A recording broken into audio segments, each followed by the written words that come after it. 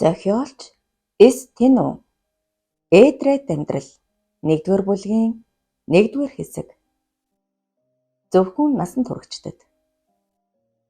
6 сарын эхээр буюу алтан наран элч гэрлээ гайхуулан ээсэн нарлаг дулаахан өдөр Улаанбаатарын талбай дээр нэгэн ангийн хонхны баяр болж байлаа. Их сургуулаа төгссөн гоёмсог хувцастай охид залуус зураг хөргөө даран хөгжилтцгөөн. Ар гэр, аав ээж, амт нөхдөн цэцгийн баглаа гоёмсог харьцагтай амттан ээлж дараалан бэлэглэн тэвэр дүүрэн сарнаа барьсан залуус олноороо хөлгөлдөнө. Тэдний дунд бусдаасаа даруухан хувцалсан ч гойлог өндөр нуруу, бумбайсан том хөх, тонтгордуу хэлбэр төгс өгзөг, ур чулуухан хөлтэй нэгэн охин ирэхгүй ялгарна. Монгол загварын даашинз нь үл ялэг багтсан бас шин бис гэдэг нь элт мэдрэгдэх хатал өчнөө гоё охтоос онцгой харагдах нь гайхалтай. Түүнийг тэргэл гэх бөгөөд багш мэргэжил эзэмшин амьдралын их далайд хөл тавьж буй инэ. Гартаа ганц ч цэцгийн баглаагүй атал сэтгэлээр унсан шинжгүй инээмсэглэх нь яг л дээрээс төөнөх алтан наран луга гэрэлтэж харагдана. Тэргэл хэнийний хүлээсэн бололтой ийштэй сэлбэлзэн харавж хүссэн хүн харагдахгүй л байлаа. Гэтэл нүднийх нь харцанд нэгэн танил дөр бүртэлзэв. 50 орчим насны эмэгтэй тэргэлийг хармагц гар далсаар дөхөж ирэхэд "Эвээ юм уу ээж минь? Чадан ядан хүрээд ирж" гэж нүдэндээ нулимс цэлэгнүүлэн тослоо. Тэргэлийн ээж Бадам охиноо тэврэн хоёр хазрыг нь ээлжлэн үнсээд хэмэл цэцгийн баглаа жижиг харцагцай шоколад өгөөд "Ээжт нь эннээс өөр юм алдсангүй уучлаарай" гэхэд тэргэл нулимсаа арайчуу твчин "Зүгээрээ охин нь баяртай байна. Аав яасан бэ?" гэхэд "Өглөө надтай хамт гарсан л та. Нэг мэдэхэд л алга болчихлоо. Хүлээсээр байгаад оройтчихлоо." Тэргэлийн нүдэнд дахиад л нулимсан дусал бөнжгөнснөө. "Ээжээ, та одоо харьтаа. Бид нар амралт явах гэж багш байна. 1-2 хоног бахаа. Яв даа охин минь. Эдэж уухтаа анхаарал болгоомжтой байгаарай" гэжгээд хүмүүс дунд уусан алга боллоо. Аав ахаад л арх уужчихжээ дээ. Яасан ч хэцүү юм дээ. 2 дүг зовоох байх та гэж санаашран бодох тэргэл ахаад л ийш тийш хараачлан ширтсэн ч найд залуу нь алгал байлаа. Яг энэ мөчид хорооллын нэгэн буудалд тэргэлийн найз залуу алдар дөнгөжл сэрэн ярваасаар босож байлаа.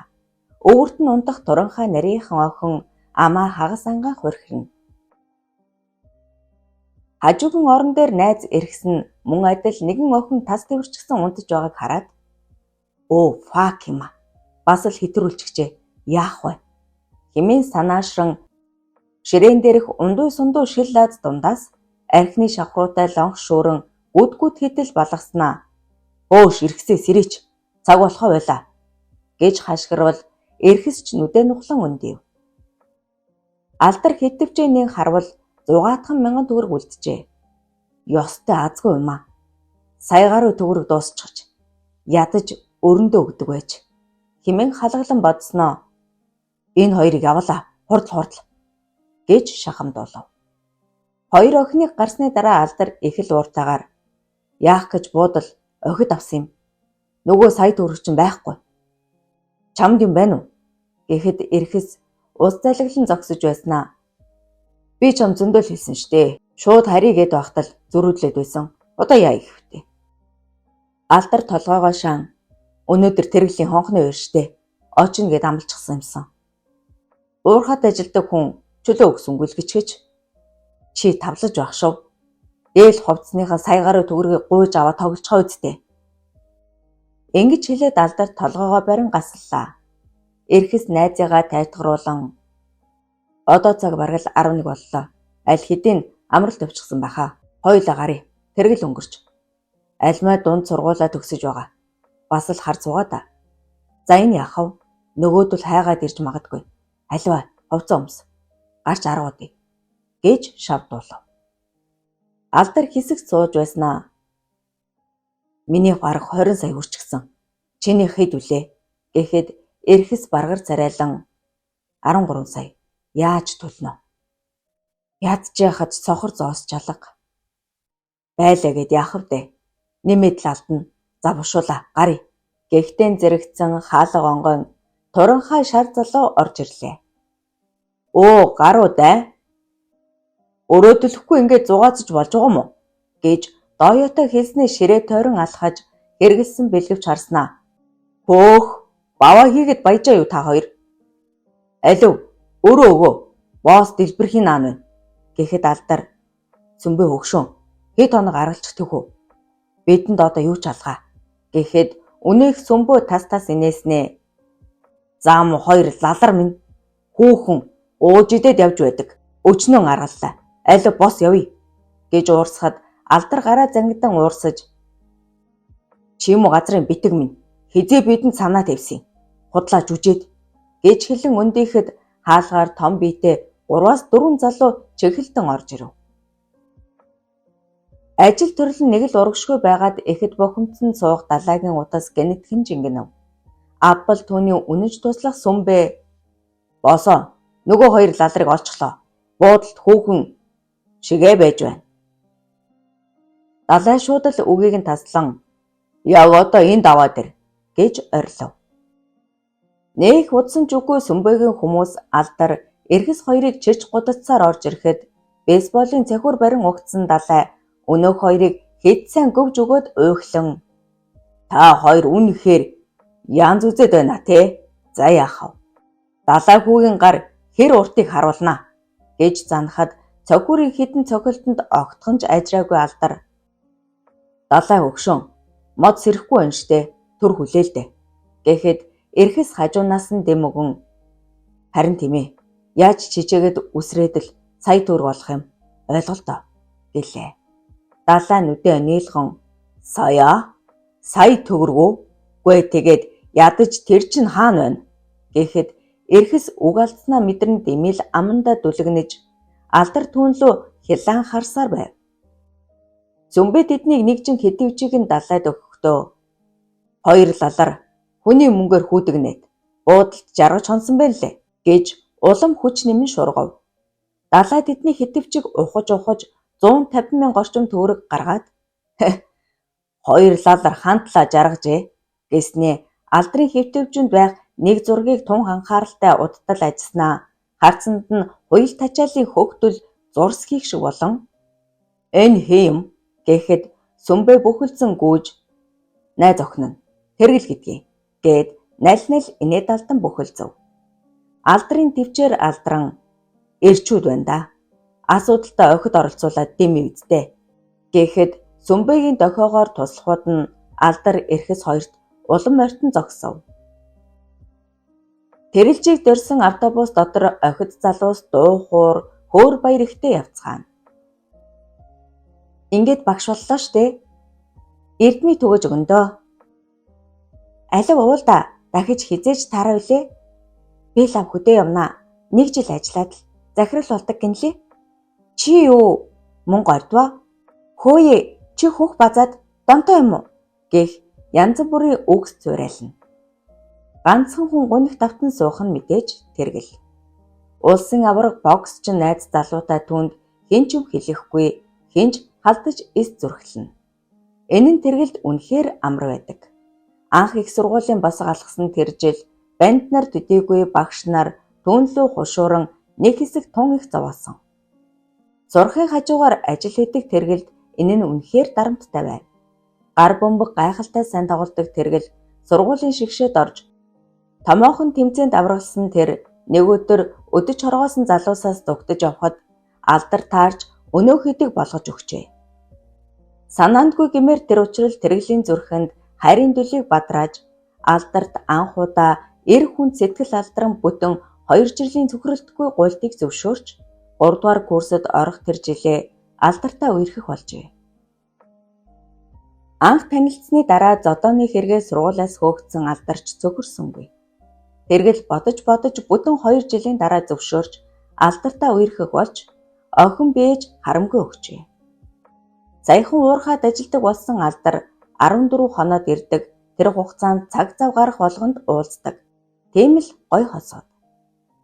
Цар гарангийн өмнө ажил хийж олсон мөнгөөрөө төгсөлтийнхөө дээл даашинзыг хэлгэх санаатай цуглуулсан 1 сая гаруй төгрөгийг алдар зээлж аваад дахиж уулзаагүй өнөөдрийг хүрчээ. Хонхны баяр дээр чинь заавал очноо гэсэн алдрыг нүдээ ширэгтэл харсан авч ирсэнгүй. Ажлаас нь чөлөө өгөөгүй юм байна да гэж уучлан бодох тэргэл хайрт алдар нь мөрөөдөө тоглоом донтож хэдэн саяын өрөнд орчихсон явааг яахан мэдэх вүлээ дээ.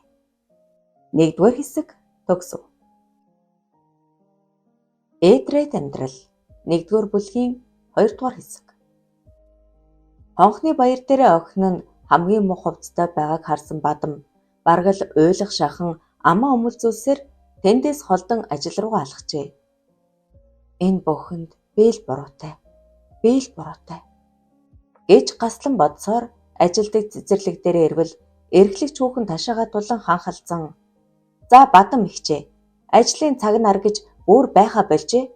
Энэ байдлаараа эрх намар тантай би хамт ажиллахгүй л байх шүү" гэхэд Бадам бөхөлцөх нь холгүй "Эрхлэгчээ, би хэлсэн дээ. Охины маань хонхны баяр болоод очоод эртэл оройтчихлоо. Эрхлэгч оюун хэдэнтэй муухай харан шилбэлтснээ. Удахгүй цэцэрлэг амарна. Засвар ихтэй. Таа ч барилгын засалчин гэлөө. Ур чадвараа харуулж дээ. Яаж ажиллахаас чинь шалтгаална да" гэснээ. "Өө нэрээ, та миний машиныг сайхан угаачаарай. Сэв зураас гаргачихв да" гэхэд Бадам "Би сайн ажилланаа. Харин энэ муу гарал өөдтэй болж өгдөггүй.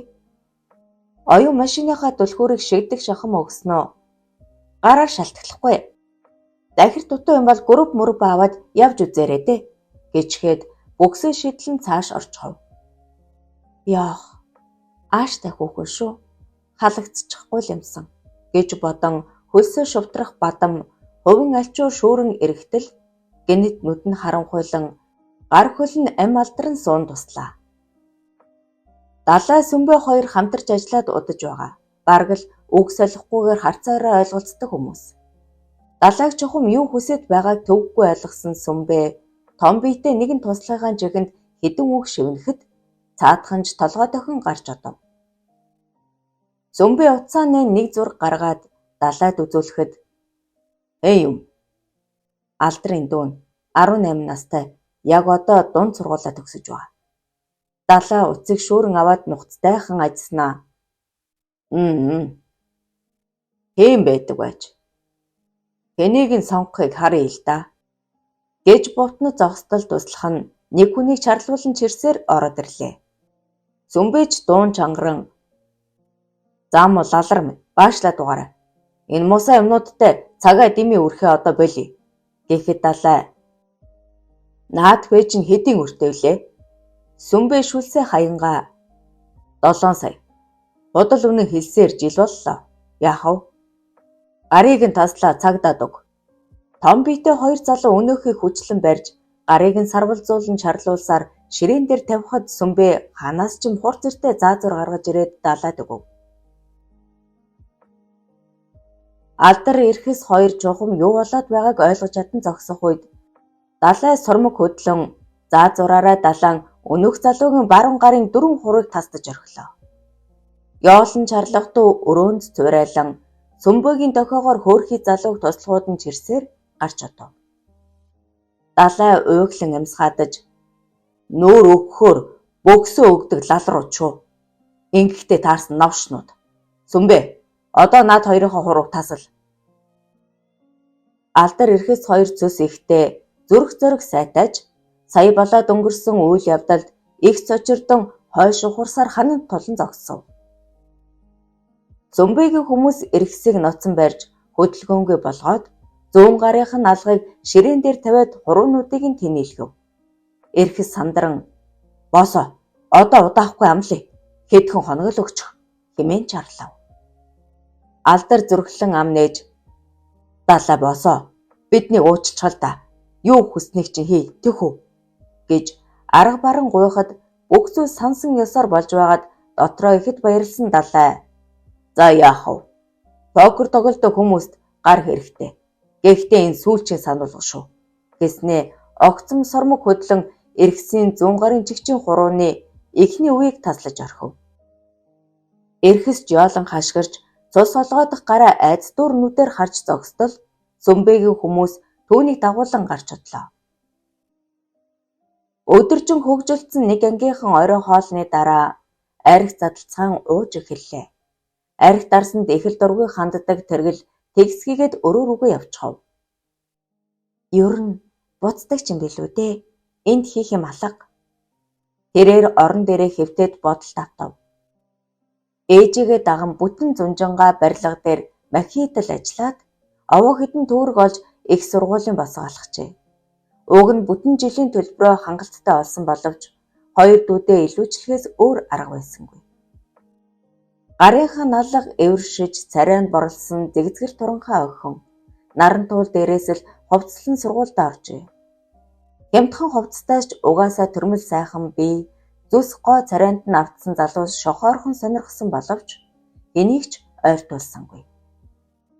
Тэр бүхэл эрэгтэй багш нарын ч өдөж хоргоон янз бүрийн санал тавьсан ч тэргэл өсөж үхэж байсан ч төрсөн бие худалдахгүй гэж Батнад шийтэн зүтгэжээ. Гадуурхал хавчлага их байсан хэдий ч хичээлийн хажуугаар цагийн ажилхийн зүтгэсээр байна.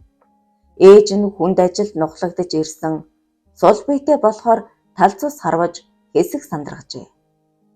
Барилгын засал чимэглэл тун чадварлаг байсан ээжийнх нь нэг гар бараг л мэдээгүй болж ажиллахад бэрх боллоо. Архиухаас өөр ичдэггүй аав нь нэмэр болохоос илүү нэрмээс болно. Нэгдүгээр курс төгсөх авраа гар бөмбөгийн томоохон тэмцээнд төрүүлж шилдэг тоглогч болсон тэр өдөр алдартай танилцсан нь түүний анхны хайр болон өдийг хүртэл цэцгэлээд байгаа билээ. Зодоонд сахилахгүйгээр зартаж нүдэн дулаахан элдв ашгүй алдар сургуулаа төгсөж чадалгүй хөөгдөж орхисон нь тэргэлийн сэтгэлд нөлөөлсөнгүй. Өөрийг нь өмгөөлөн согтуу залуустай хэрхэн зодолдож дийлсэн тэр мөч зүрхэнд нь тодтомрон дурсагдан үлдэж хизээч мөхөшгүй хайр болон хувирсан аж. Алдар яагаад ирсэнгүй? Чөлөө өвгөн болов? Яасан бол? Тэргэл эргэж хөрвөн бодолд автан таамаг дэвшүүлэн хэвцээр байв. Ядаж уцаар яриад учир байдлаа хэлчихгүй муухай амтан бэ?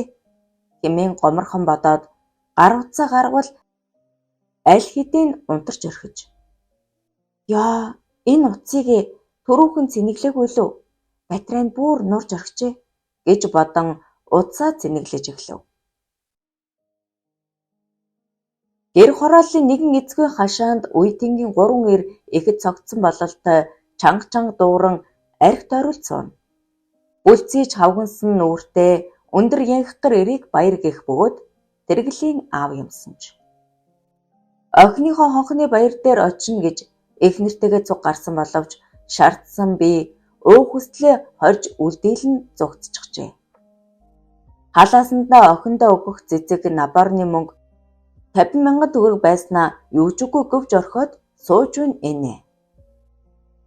Уг нь 100 грамын хавтгай шилтэй ерөөл угаадал дотроо засчихъя гэж бодож байсан ч нэг биш 2, 3 болон сүүлдээ архины хамуудтайгаа тааран бүхнийг умартаж орхисон аж. Миний энэ 2 гарыг мэдхүү, та нар мэдэхгүй л дээ гэж ирээдэл гараа сарвалзуулан орилоход нэг нь баяра мэднэ штэ. Миний найз алтан гартай мундаг гэхэд нөгөөгдөх нь тийм шүү. Ямар ч машины мотор хороод энэ гараар л засардаг да. Хэмээн ээрч дултрайтан хэлснэ. Хөгшөн. Одоо нэг юм сэтгэхгүй. Чамд юм байна уу? Юу байдیں? Өнөөдөр би даасан шүү. Маргааш та хоёр. Тэд архиа ууж дуусаад нэгнийгээ түшин босцоож гуйглан алхлаа. Хөөш баяра. Нөгөө цэргийн найз чинь ирсэн үү? 30 сая нэхэхгүй байна уу? Гэхэд баяр зог тулсан. Хазгаар дэмчвөө. Миний найз намайг ойлгодог шүү. Мундаг хэмээн эрхийн хурууга гоцойлгон хэлэхэд өнөөхөр тэрчүүл бол доо. Охинд чинь санаатай байгаа байхаа да гэж инээд алтав. Чи юм уу юу гинэ? Хэмээн тэд заамдалсан зодолдож байтал дэлгүүрийн худалдагч эмэгтэй гүйжрэн хөөй баяра хөөй Яасан бэ? Юунд орлоод байгаа юм? Болохоо байж. Бадам ажил дээрээ ухаан алдаж унаад муу байна гин. Алив яваач чи гэж зандрав. 2 дугаар хэсэг төгсөв. Эдрет амьдрал 1-р бүлгийн 3 дугаар хэсэг. Тэрглийг эмнэлэг дээр ирэхэд аав нь шаал согтуу палатных нь гадна сууж байв. Хувцсан нэл шороо биенээс нь арх тамхи нэвт сэнгэнэ. Ястаа өөдгөө хөө юм а гэж тэргэл гутран бодоод ээж яасан би зүгээр өв. Баяр нус нулимсандаа худгалдсан хэвээр юу ч эс дуугарн таггүй юм. Хаалан онгой нас давтар эмэгтэй эмчиг гарч ирснээ. Батми охно аав чинь бүр мэдрэл алга. Гэрлүү нь явуулсан дээр бах.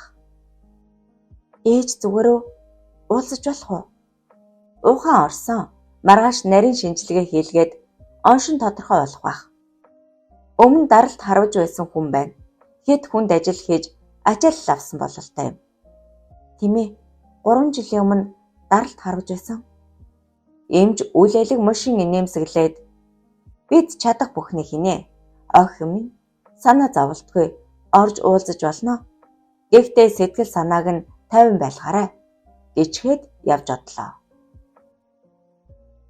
Тэргэл төрж болтугай тайвшран амьсгаагаа даран уужраад алдарлуу зурвас биччихэд аавыгаа сэрийг санаатай ахаад л хэдэнтэй докторов. Нүдэн дээр нь болоод өнгөрсөн бүх зүр алдрыг эрэхгүй зүрх алдуулжээ.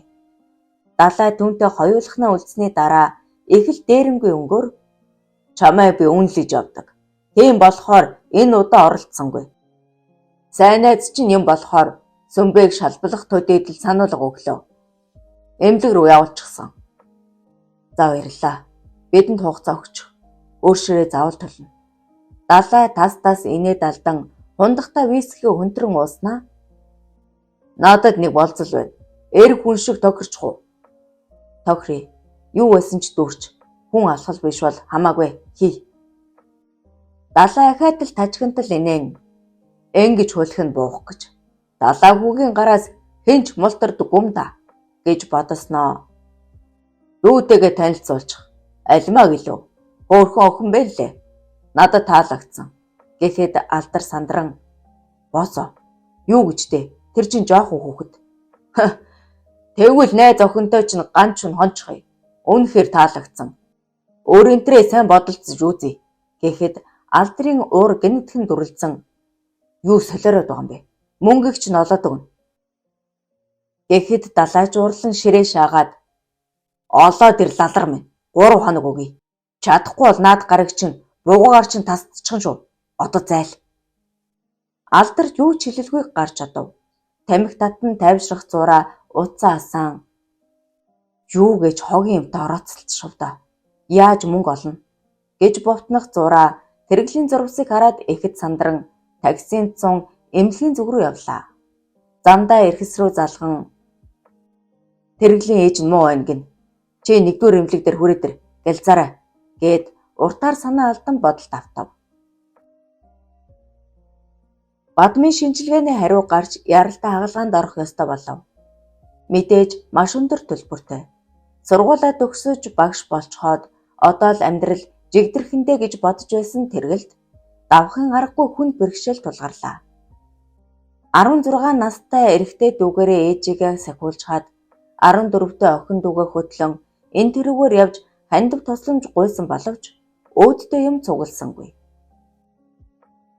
Тэрөөрөө эрхэстэй ирж нэг үзэгдээд согтуу аавыг нь гэрт нь хүргэхээр явсан алдар ахаад л сурггүй болчихлоо. Хамаатан садан гэд байх юмгүй. Бага хэдэн аль эртээ хүнд ирж орхисон болохоор үнэндээ л тусалчих хүн олдохгүй л байлаа. 2-3 өдөр хөлөө эцэтэл гүйцэний эцэст цөөхөн хэдэн төгрөг олцоход ирэхгүй шантран эг маггүй уйлахад дүүн даган мэгшлээ. Дотор нь жаахан онгоосон тэргэл дүүгээ аргадан тайтгаруулаад хэдүүлээ ээжээгээ заавал идгэнэ. Алив битгийвэл явъя. Тэднийг эмнэлэг рүү орон ээжтэй нэн чухал эм тарианаас олсон хэдийгээ эмчтэй өвөл ээж чинь сансны бодоход гайгүй шүү. Эг чинь эмнэлгийн шугамар хүмүүстэй ярилцаж байгаа. Нааштай хариу өгвөл тал хувийг нь хямдруулж магадгүй.